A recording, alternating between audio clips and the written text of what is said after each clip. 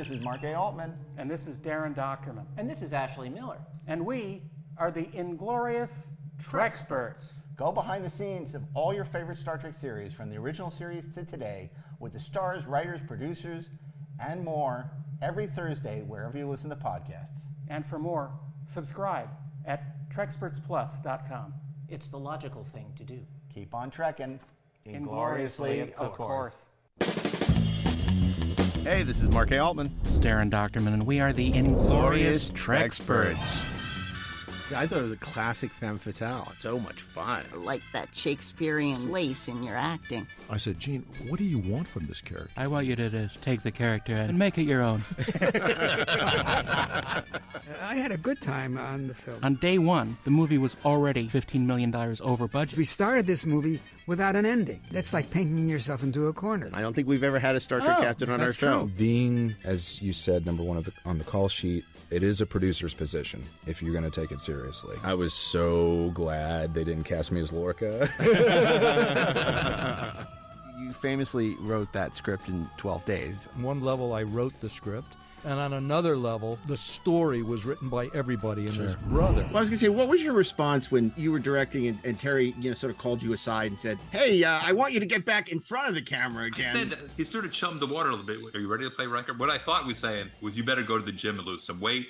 Lines. Are you going to trim your beard? Don't cut your hair. My interest was totally piqued. It's not hyperbole to say it's the best Riker material I've ever had.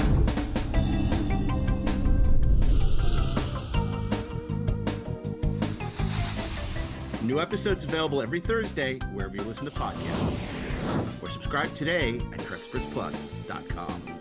But keep on trekking, ingloriously, of course. It feels like you can get your credit scores anywhere these days. Random websites, card statements, budgeting apps, heck, even your dog might bark out a few numbers. It's true. Credit Karma isn't the only place you can find them. But we actually do more with your scores to help you find your next financial opportunity. Like a more rewarding credit card, a game plan that helps you pay down debt faster, or a personal loan to help you save more on interest payments each month. Cha-ching! The possibilities are kinda endless. Download Intuit Credit Karma today to get started.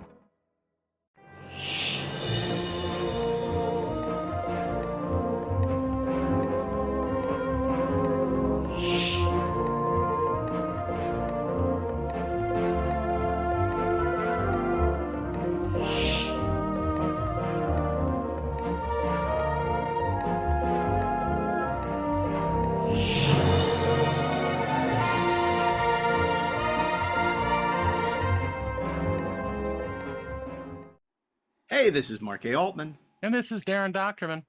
And this is Ashley Miller. And we are the Inglorious Treksperts. Treksperts. What Treksperts. the hell was that? I want to change the beginning. I just find this ridiculous.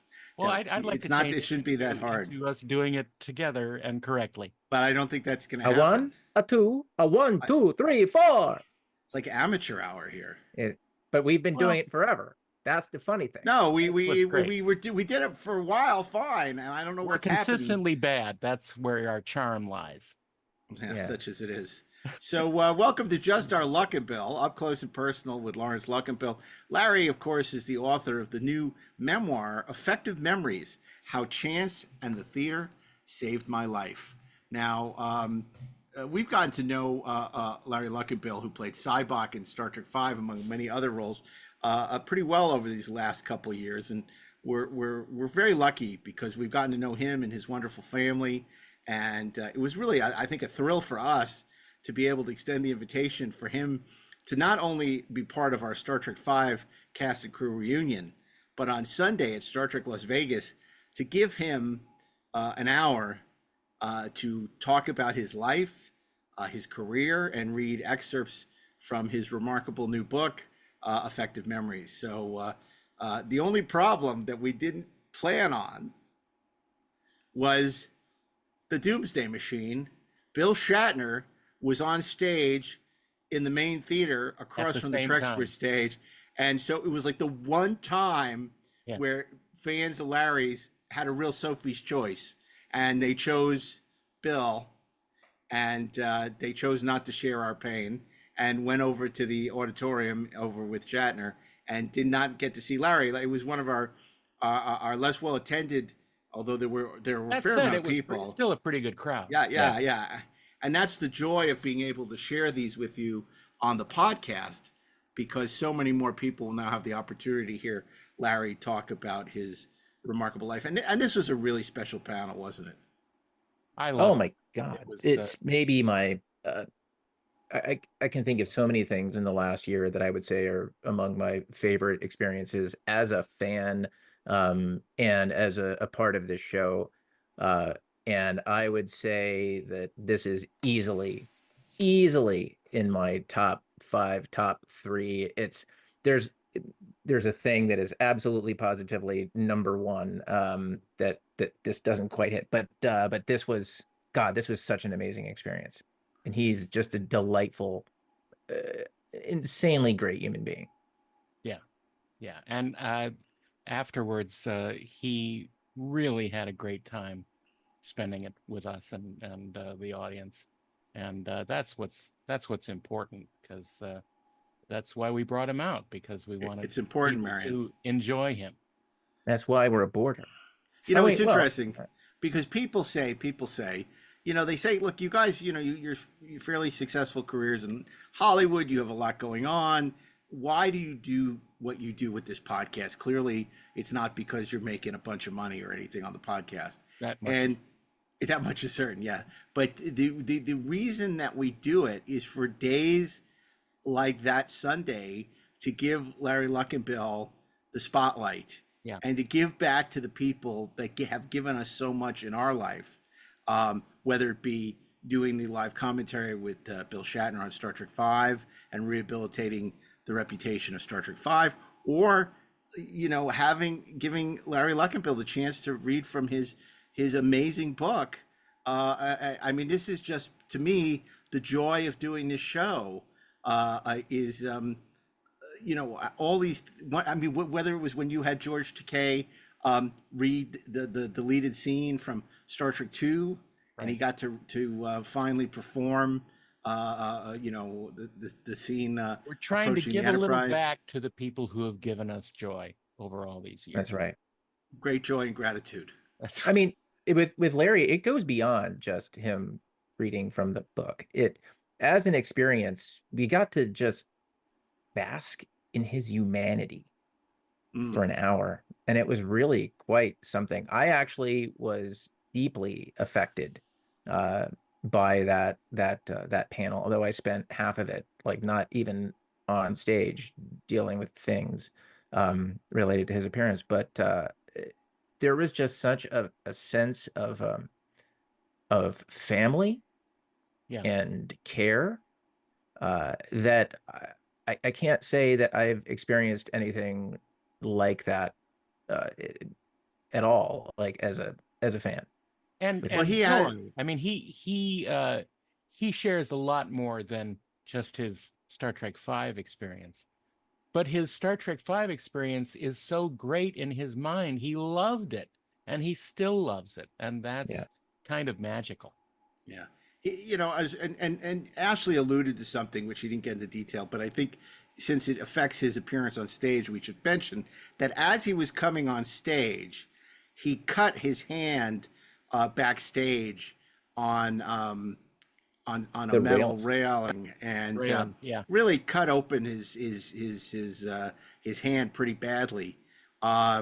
And so we were trying to get medical care to him at the same time that he was going on stage, but he was very much of the old school, the show must go on. So he was still getting medical care and attention. He was being bandaged up while he was on stage, which you'll hear some of that during the panel, which may explain some of the weird stuff that's going on. But yeah, you mentioned the celebration of family, and I have to say, and I've said this before, showbiz families can often be very screwed up, and Larry, in his book, you'll see how screwed up his formative years were, but his family, his wife, the lovely Lucy Arnaz, and his kids are just so terrific, and no airs about them, and just They care for him so much, and we're so happy for him to have this opportunity to share his life and career with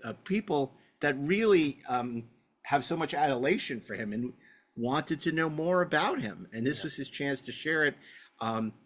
It was interesting because, when we had interviewed him about Star Trek V, I don't know, a year or two ago, it was tough getting him on the show. And then he agreed to do it. And then he had the best time. And then he was desperate to come back and talk more with us. And we wanted to have him back, but we're like trying to figure out the right time. Right. And then I had reached out to him. No, he had reached out to me to tell me that he had a book coming out, and you never know with the actors, how self-indulgent or how much there really is of substance there. Right. So, and so I got it on Amazon and read it, and it was terrific. I mean, it was sensational. In fact, I even texted him, though, because he was about to record the audio version, and gave him a few corrections on some stuff about Star Trek V and Indiana Jones: The Last Crusade. You're wrong. He was very appreciative. It was like, just I said, well, this isn't quite right, and this is just some fact checking. And so this is about the time that we were given the chance to curate this 4 days of programming in Star Trek Las Vegas. So, I mean, we immediately knew that we wanted to do something with Larry, not only for Star Trek V for the 35th anniversary, but also this book. And I think it was so gratifying to see the immense lines for his signings. He signed twice, Saturday and Sunday, and they weaved all the way through the dealer's room. I mean, it was crazy. It was great. Yeah, it was like the Shatner line. Yeah, it was, and it was all hands on deck. We had to send extra help to help work the table because there were so many people, and they all wanted to talk to him and have a conversation with him. And of course, who wouldn't? Because he's so gregarious and so charming and so interesting. And he's interested in you. That's the thing. It's one thing for a person to be able to just kind of put on the charm and put on the game face and all that. We all know actors can just do that. Some of them will do it in person, some of them won't. But that's a completely different thing from somebody who looks at you and wants to listen. Right. And that's how Larry is. That's what makes him different. And what was funny too was the next week in San Jose, we were able to tell Shatner, we said, Bill, you really screwed over Larry. He's like, what? I thought he had a good time on the movie. No, he said he had a great time. He loves the movie. He loves you. But your panel was the same time as his. And, you stole his crowd. He goes, oh, my God. I'm not surprised. I did, didn't I? But it was great. And we're so glad that we can share it with people. I got to tell you, before we do that, it's time for an Isaac Altman marathon update. Oh, Christ. So this is interesting. So yesterday, I didn't realize it at the time. It was the 5th anniversary of the passing of the late, great Aaron Eisenberg. Right. Aaron, just a wonderful guy. I knew him pretty well. We spent a lot of time, as I said, at this sci-fi Star Trek convention in Paris. Me and Rob Burnett were there with him and Armin and Rod Roddenberry and Max Grudenchik. And it was just a remarkable experience. I don't think he had been to France. We had been to France, and we had the best time in Paris. This is a while ago. But we became fast friends and always stay in touch. Every time I see him, we would yell at each other, Sacre Bleu, because that was what we used to say to each other in Paris. It was a great time. So anyway, there's a reason for me telling this story. So ironically, the episode we were up to in Isaac's Marathon was Only a Paper Moon, which features an extraordinary performance by Aaron Eisenberg, who's so good in it, who like, you didn't know. I mean, it's like, man, I mean, he was good in the show, but like, he's extraordinary in this because he's dealing with the repercussions of losing his leg, spoiler alert. And it's a great episode also for Jimmy Darren as well, and it's so funny. So we're watching, and Aaron Nog is watching TV in Vic's suite in Vegas, and he's watching Shane, and Isaac turns to me. He says, "I love Shane, but The Searchers is better." literally 3 seconds after he says that to me, Nog looks over to Vic Fontaine and says, "You know, Shane is good, but the Searchers is better." And we were dying. Oh my God, it was dying. And he did say that I think we're in the fifth season of Voyager, the fourth season of Voyager. He says it's gotten better. We watched Bride of Chaotica, which is one of my favorite Voyagers, and there've been a couple episodes that we have enjoyed, but it's still not great. It's it's occasionally there's water in the desert. We come to, but Deep Space Nine has just been has been sensational. It's great to watch it again. He can't get enough of it, and we're having a great time. But it was so weird because when we watched Only a Paper Moon, I hadn't realized it was only later that night that I realized it was the 5th anniversary of his passing. Yeah. It was such a weird synchronicity. But we miss Aaron. He was a wonderful guy, and it's a real loss to everyone. And I love bringing him up. I don't know if I would have named a starship after Nog, but I do have, I can't believe it's been 5 years since he passed away. They did name a delicious holiday drink after him. That's true.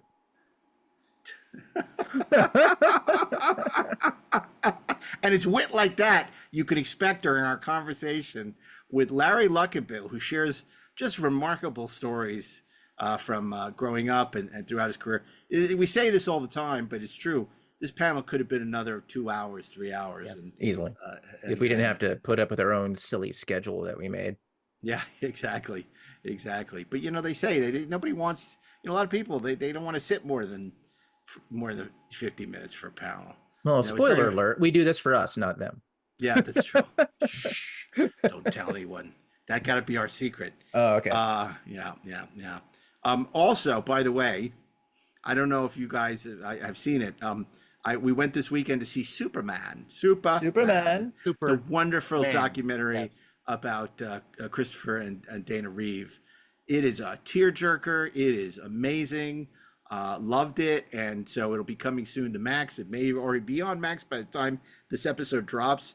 I strongly recommend it for not just for Superman fans, but for anybody who has a heart, because it really is such a moving and powerful documentary. I loved it.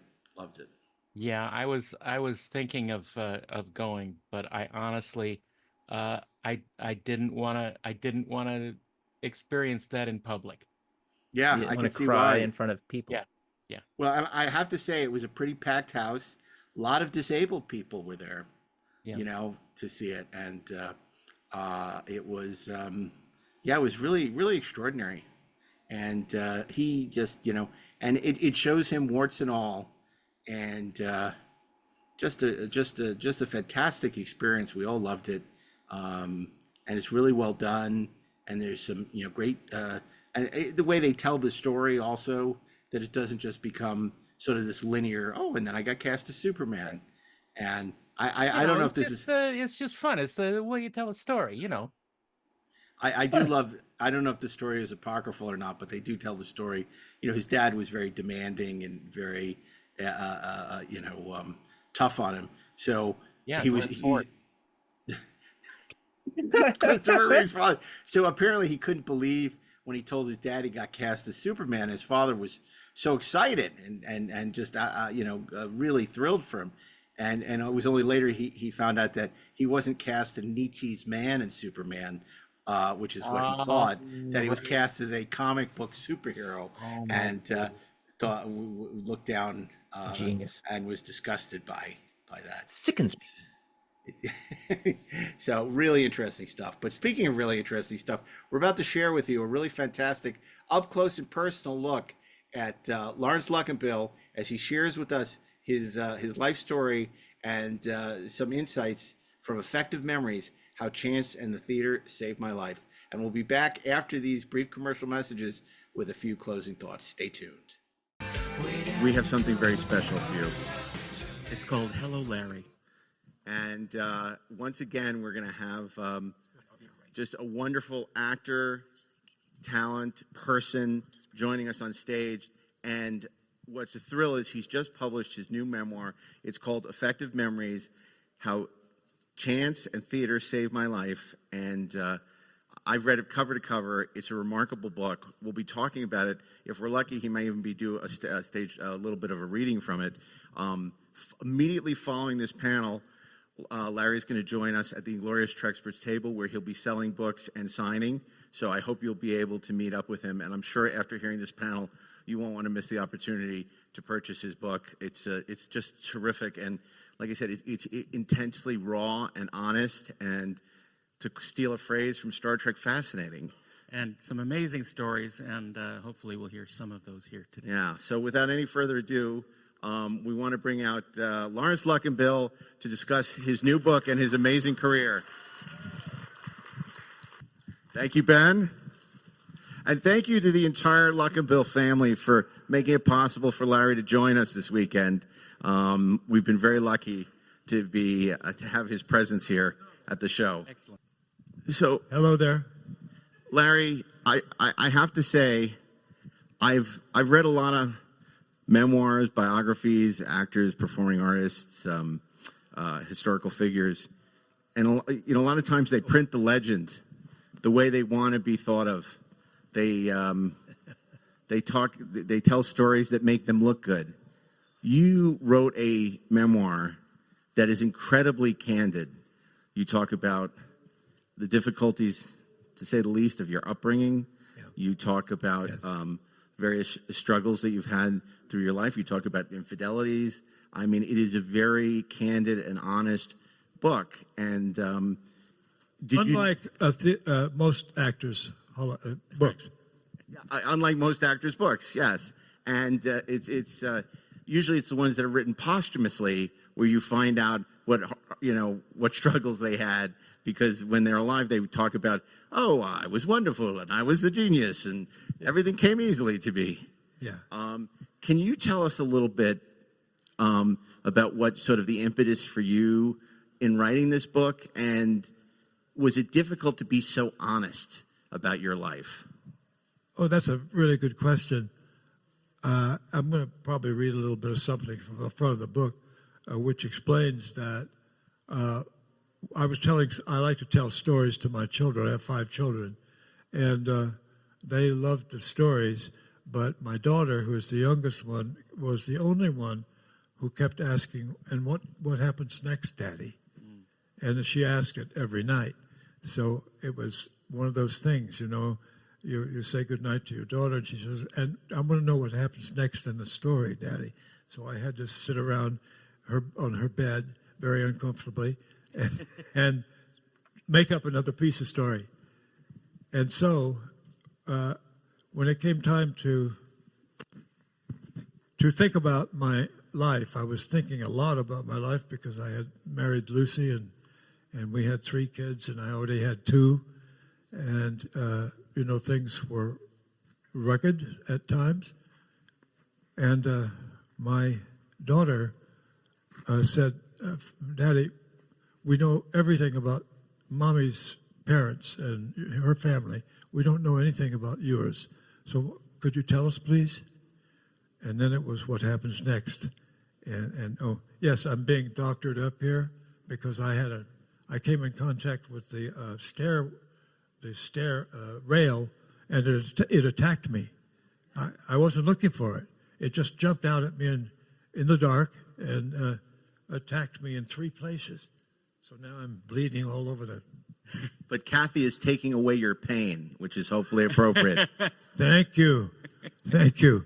And now, first of all, I want to say something about the Treksperts, about Mark and Ashley and Darren, and all the rest of the great company that they've assembled to bring the aspects of Star Trek to you with this loving kindness and loving aplomb that greets any guests like me. And I'm hoping you agree with this. They are absolutely wonderful people. It's very kind of you to say, and we appreciate, we revere you, and that's why we are so happy to have you. People talk obviously we've all read and many, I'm sure, in the audience have experienced the perniciousness of racism, and we know the historical stories. But you tell a story from your days growing up in Arkansas as a young boy, which really I feel is so powerful. And I wonder if you could share that story with us when you were working at the grocery store and there was a young African-American boy that you befriended, and what ended up happening when you brought him home? Okay. I was a slacker all the time, but I got a job in a grocery store where I slacked even more because I hated it. And I didn't like to work. Actually, I like to dream and think and lie on my back and look up at the sun. But so I'm working in this store for this 6'8" black man. He was my boss. Now that's rare, and in Arkansas, really rare to have a black person as your boss. He was the head of the vegetable department, and this man was a superb guy in terms of his expertise with all of the groceries that were in that area and the fresh produce. And if it was a little stain on one of the lettuce, get rid of that, Luxembourg. That was my name, Luxembourg.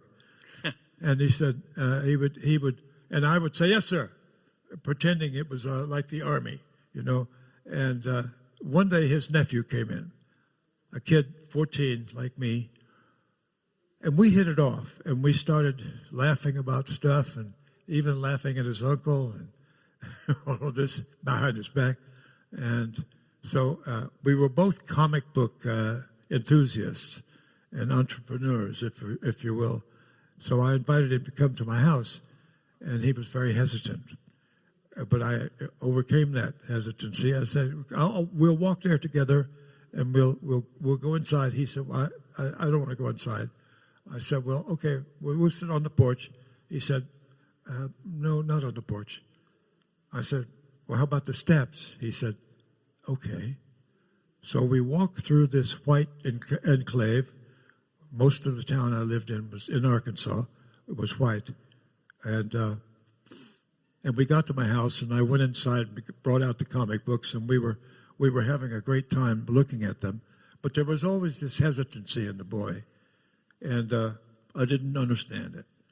But I looked, I saw the curtains move in one of the houses as I passed by. That was my auntie who looked, she was always checking up on me. Well, it appeared that she had called my mother, so my mother arrived from her job, and she was walking up and I turned around and saw my mother, and I said, what is she doing here? It's the middle of the day. And she beckoned to me, and I went to her, and she said, you have to take this boy out of here right now. He's in danger. Do you understand? And I got it. I said, oh. Now, this was the first intimation I had of the kind of racism that I was living in and didn't acknowledge because I didn't know enough, but also probably if I had, I would have followed the routine that all white people went into when they knew black people or around black people, and they would, basically shrug it off or say, it's somebody else's problem. Well, anyway, the boy came to me, and I said, I'm going to walk you home. He said, you don't have to. I said, I am walking you home. So we walked together down to the Arkansas River where the train station was, and that was the lower part of town, and there was a brothel down there, and there was all kinds of bars and stuff. And on the other side of the tracks was where the black people lived. And I had not seen this, and I didn't know about it, but they lived in shacks and makeshift things. It was a ghetto. And I said goodbye to this boy there, and I never saw him again. And at that point, I became aware of racism. I was 14, and I've never gone back on that. I've only taken that into my heart for all of my life, And at this point, in this radical struggle we're having right now in our country about racism, it's very old stuff. It's coming from way back before the Civil War, of course, and the Lost Generation and all that BS that we told ourselves in the old Confederacy that I lived in. And at this point, this country must face this finally. It's been at this point many times and not faced it. We've shoved it off to the side. Anyway, that's the story, and it's the first intimation of politics that I had in my life as well. Like, you better take an interest in the civic things that are going on because they are going to affect everybody. No, I long answer. No, I found that to be an incredibly powerful story you tell in the book, and obviously on stage as well. A lot of us have to deal with the high expectations of parents, and in your case, it was no different. They had expectations you would be a doctor, the first of the Luckinbill clan to go to college, and it didn't turn out that way, did it? No, to say the least. Yeah, my mother and two nuns that I had in high school banded together to get my slacker pose. They didn't believe my slacker pose. First of all, I was a very intelligent guy, and I was able to write, and the principal, who had forgiven me many horrible things I did in the school, I was always in the front row, if you know what I mean, and every class. Anyway, they got together and said, we're getting this kid out of high school in 3 years, and so he can go to the junior college, which has just opened up in Fort Smith, and it's $100 a year. And I don't know if you can afford that, Mrs. Luckinbill, but that's what it'll cost, and it's very low cost, believe us. And so I went to summer school every year, and that's where I got my second lesson in the reality of life. I was assigned by the English teacher. Well, all of the nuns were from Ireland. They were all immigrants, and they were the smartest people and the most sophisticated people in town. Anyway, she assigned me, okay, you read this poem by, I don't forget who, Emily Dickinson or Walt Whitman or somebody, and you recite it or read it at the next class. Well, I hadn't read it. I didn't read it. And, of course, Slip and Slide Luckinbill, I did a parody of it, which made my slacker friends very happy, and they laughed like hell. And I saw Sister Matthew coming down the aisle at me, not toward me, but at me. And she hit me with a right cross. It knocked me right out of my seat, and I landed on the floor, and I started laughing. And I looked up at her, and I saw no anger whatsoever, just a twinkle in her eye. And she said to me, don't laugh at the words of poets. Poets are important. Words are important. If you don't know how to communicate, you don't amount to much. And she turned around and walked away. Yeah, that hit me so hard because words and books had always been important to me. Since I was 5 years old, I was trying to read.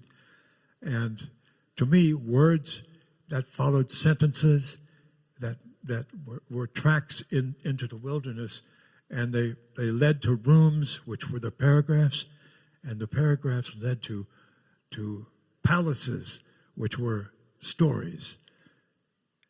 And so I took all of that to heart.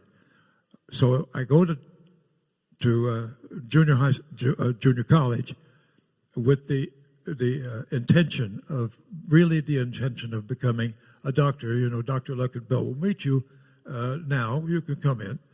And that was my mother's dream. And so I took physics and algebra and biology, et cetera, and I flunked every one of them. And that was only junior college. But then I went to the University of Arkansas, which was a great school in Fayetteville, and I signed up for science again, and I just assumed that I would make it. And it's really a string of funny stories because it's silly what happened. I failed everything so spectacularly, organic chemistry twice, D's and D minuses, and when I got my grades at the very end of the year, and my parents by then had done like Archies and moved to California where my sister was, I thought there was that D minus there for organic, and F for biology, F for physics, and et cetera, et cetera. So there was no salvation for me. And I was so scared because I let my mother down. So I ran across the campus to the professor who had flunked me in chemistry. He had been a nice man, and I liked him. And I got to his house, and oh, it was so nice over there with the big houses and the doors you could see through because they were glass.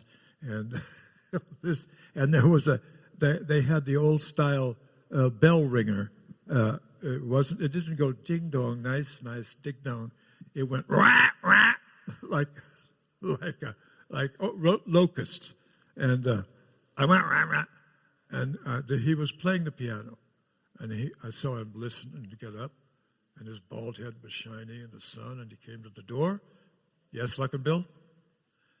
I said, and here was the first intimation I had that maybe I had something in my brain that shouldn't be there, because I thought, oh, what would Oliver Twist do now? And I was snotting and flavoring, and so I wiped my hand on my sleeve. And then I thought, this is too much. I won't do that. I said, well, sir, you flunked me, and my mother's going to kill me. Please help me. He said, come in. And he sat me down. And he said, you don't know this, but I have eyes in the back of my head. And you have done a great parody of me all summer, all winter. And in fact, it's so good that I thought, I can learn from this, and maybe I should change some of the ways I teach. And he said, I'll tell you something you're not going to like. You do not belong in the sciences. You belong in the performing arts. Oh, what? No. What's that? Performing arts. I hadn't heard of it. I hadn't heard of it. You know why? Because I grew up in the Ozarks where nobody ever heard of the performing arts or any other kind of arts. They did know about violins and banjos, but that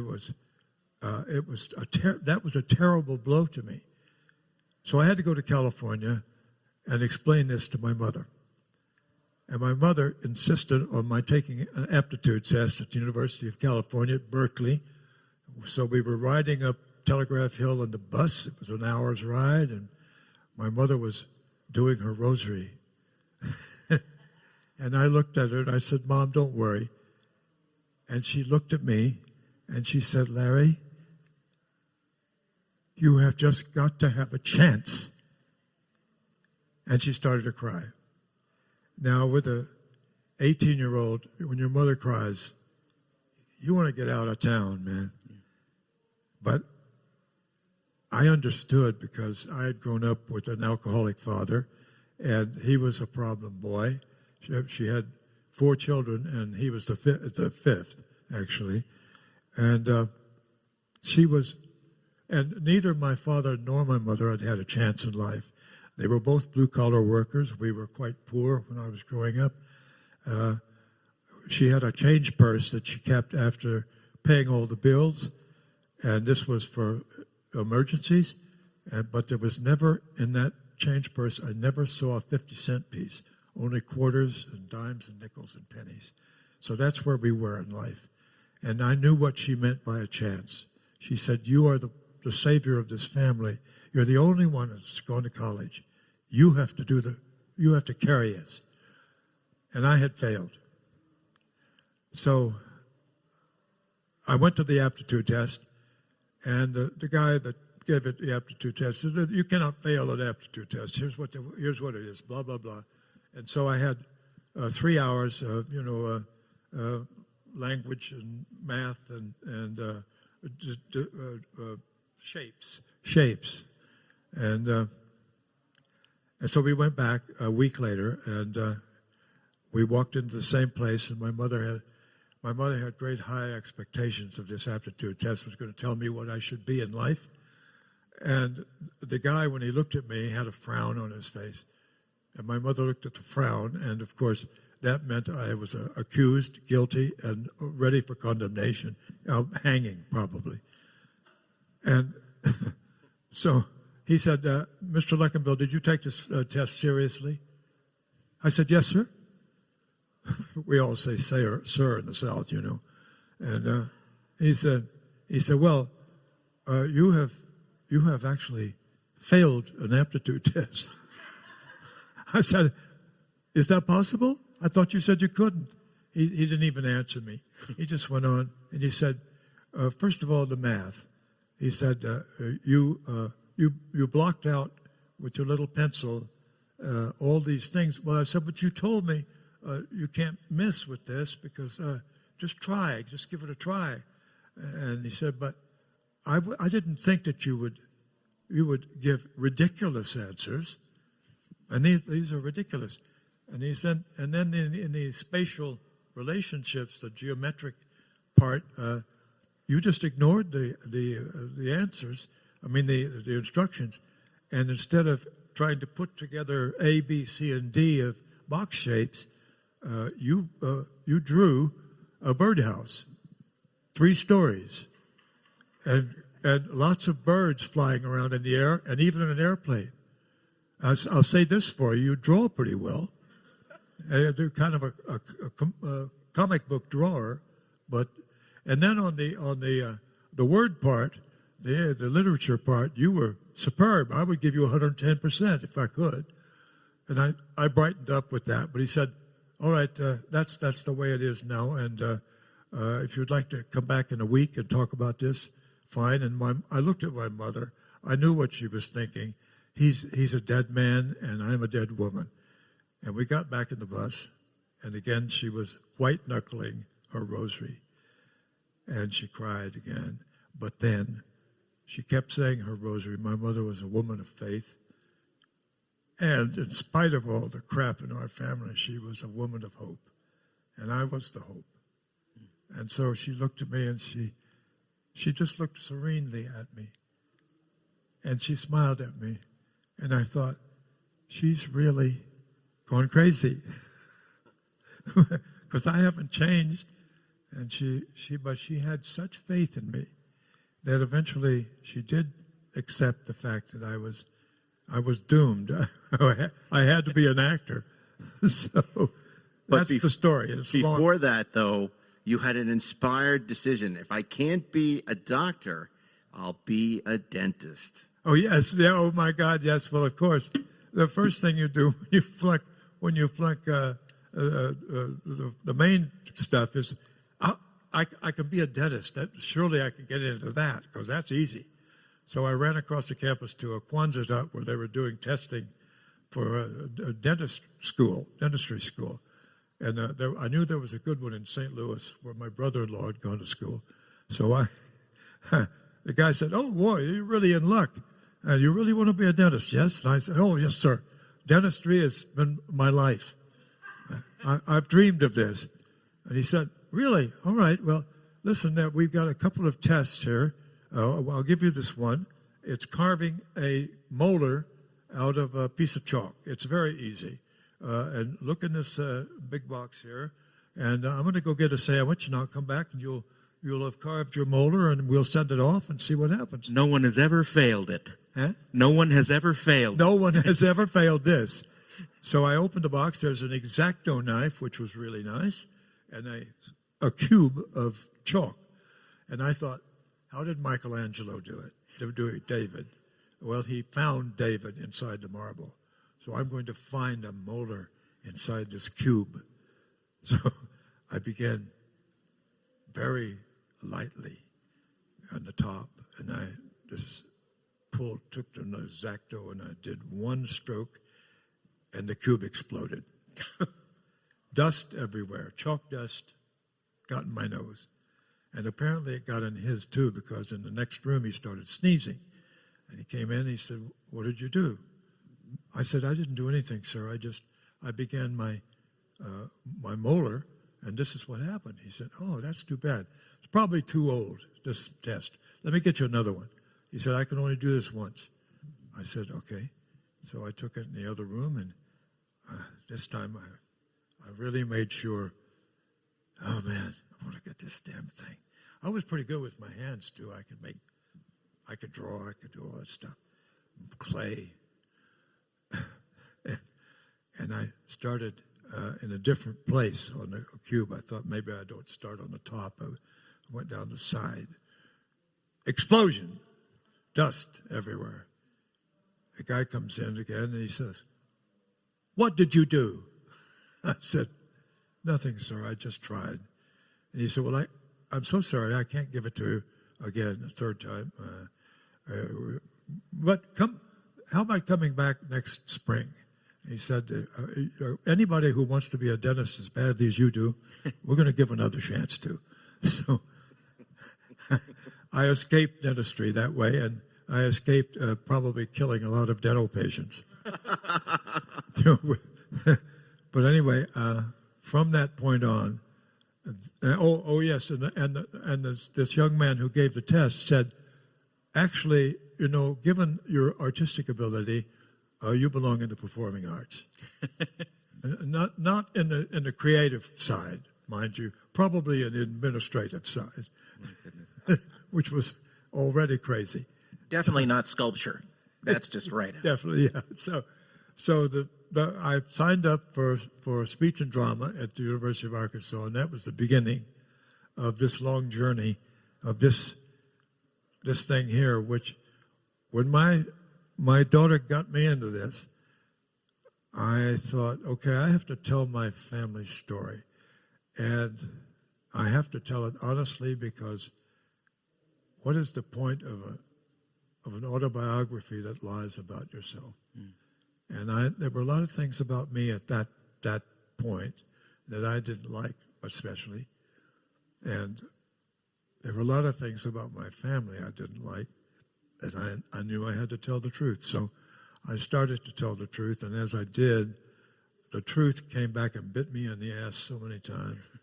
It was really a 10-year exodus through deserts and mountains and dry holes and all kinds of stuff until I finally got to the point where I became, because of meeting this wonderful woman that I'm married to, Lucy Ordez, I came to a whole new idea of life and love and respect for each other, and finally, respect for myself.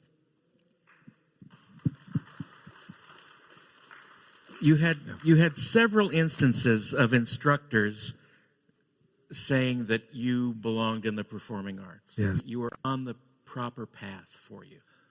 Tuesday. Yeah, it took a long time. I was a skinny, tall boy with a nerd face, and I wore thick glasses, and I was the sissy,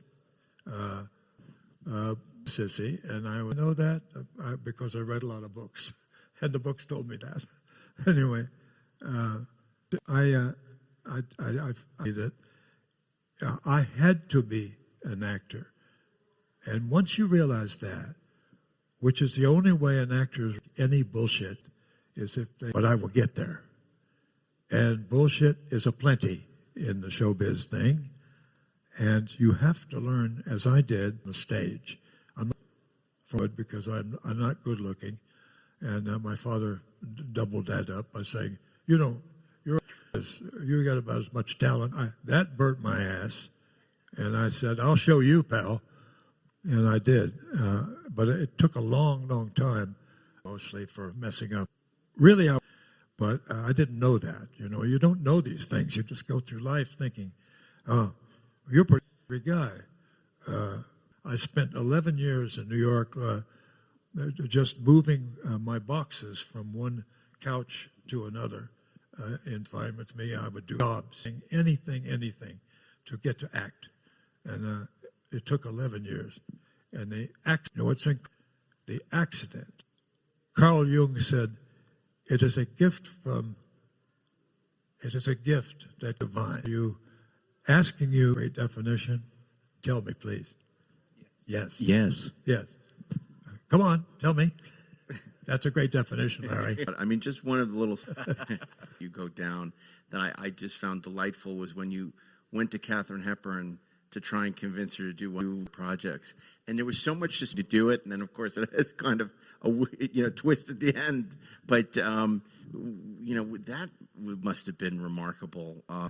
I was on your part, and it came at the time when I was actually getting a divorce from my first wife. All my fault, by the way, and of the farm, which had a son pitted against his mother, and I saw myself as the son is exactly the right quality. Who's best for demanding and also vulnerable? And so I mailed her the script, and a wonderful old come and visit me, row house, and I got there and I went up the steps. It was quite cold that day, and I am fearless. I said, I'm here about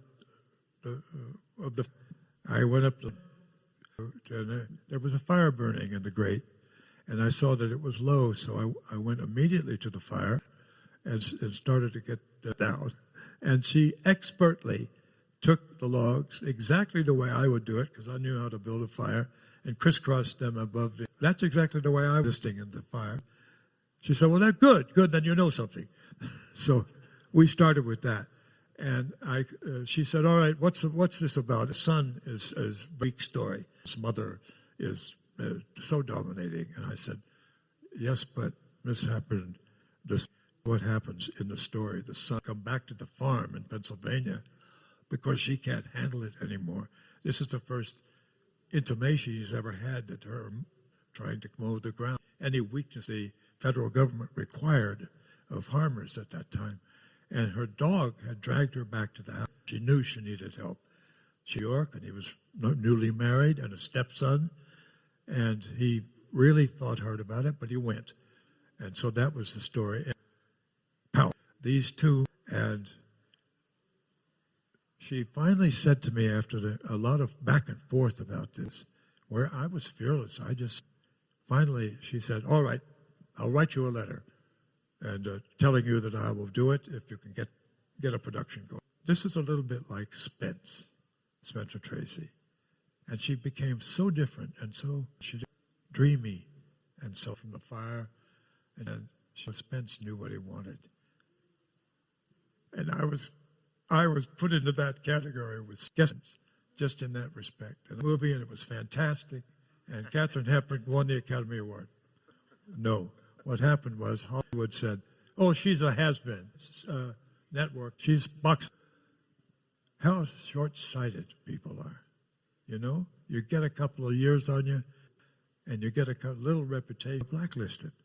I was blacklisted twice, and because I am an anti-authoritarian person, and I'll fight back with anybody. Larry, thank you so much for sharing just a small part of your life with us today. And we're back. That was Laurence Luckinbill. Another Superman. Indeed, indeed. What's your favorite Larry Luckinbill movie? Star Trek V. I think I'll have to pick Star Trek V. Not Cocktail? No. You know, I don't even remember him being in Cocktail. I only saw it once. Yeah, he was the father. Of course, Elizabeth Shue is the standout from Cocktail for me. He was Elizabeth Shue's father, the disapproving father, who Mr. did not want Tom Cruise in his family. No, I wouldn't either. Me neither. He's too short for you. Darling. He's great in Bill Friedkin's The Boys in the Band. Right, which obviously put him on the map. You know what? I said this during the panel. I just can't believe how honest Larry was. Yeah. He comes across very, he talks about his marriage falling apart, when he talks about, some of the things that he went through as a kid. He's real. He's very real. And he leaves it all on the field, as they say. I don't know if I could ever be that honest about my life the way he was. Certainly not. I do know one. Surely not. Not to score. Surely not. What, Darren? I do know one thing. It's not to score touchdowns. Yeah, he's such an interesting guy, and we're so glad again to have had the chance to share this with you. And if you haven't picked up the book yet, you can find it on Amazon. I believe it's available on digital as well as on in soft cover. And there's now an audio book that he's reading. He reads the book himself. And remember, it's spelled LAURENCE LUCKINBILL. And because we like you, MOUSE. That's right. I want to thank one of our readers. One of our listeners. Let me just go to the transcript. I don't want to hear you guys. I want to thank one of our listeners who posted on social Larry in a scene from The Rookies with who was it with? It was with somebody really interesting. That you can't remember right now. But I can't remember. It was Peter Mayhew. It was a scene from The Wookiees. No, it was Larry Luckinbill.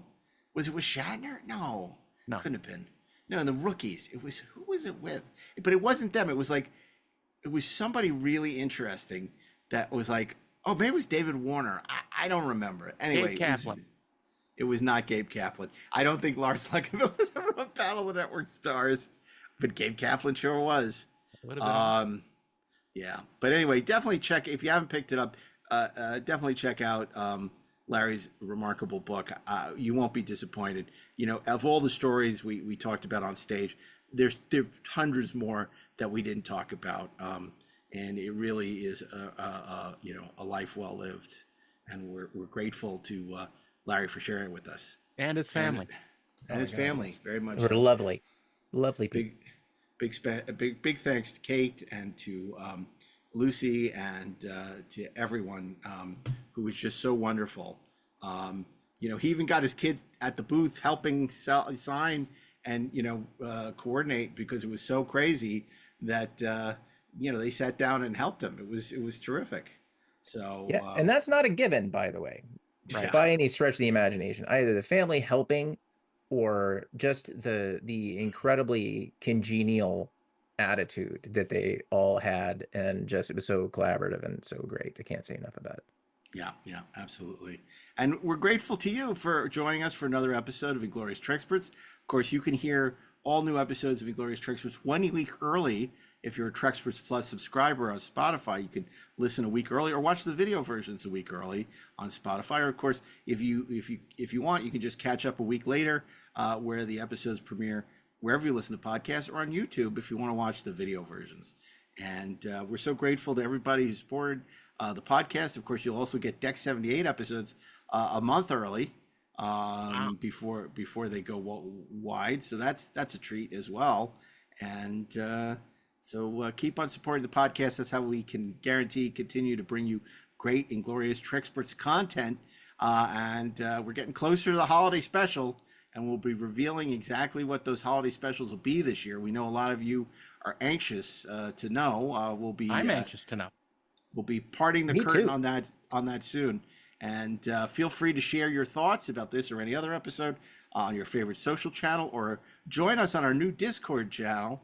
And you can find that link in the show notes, or go to Inglorious Treksperts on Discord, and share your pain. And share your thoughts about the podcast by giving us a review. Positive reviews help drive traffic to the podcast, new listeners. Negative reviews do it all do ourselves. not. Yeah, exactly. So stick with the positive reviews. That's probably the way to go. If you want to be negative, well, keep it to yourself, because it doesn't help anybody. It really doesn't help anybody. Can't we all just get along? So anyway, we'll be back. We'll be back next Thursday with an all-new episode. And we hope you'll be back as well. So on behalf of Ashley Edward Miller, Darren R. Doctorman, myself, Mark A. Altman, keep on trekking, ingloriously, of course. Engage.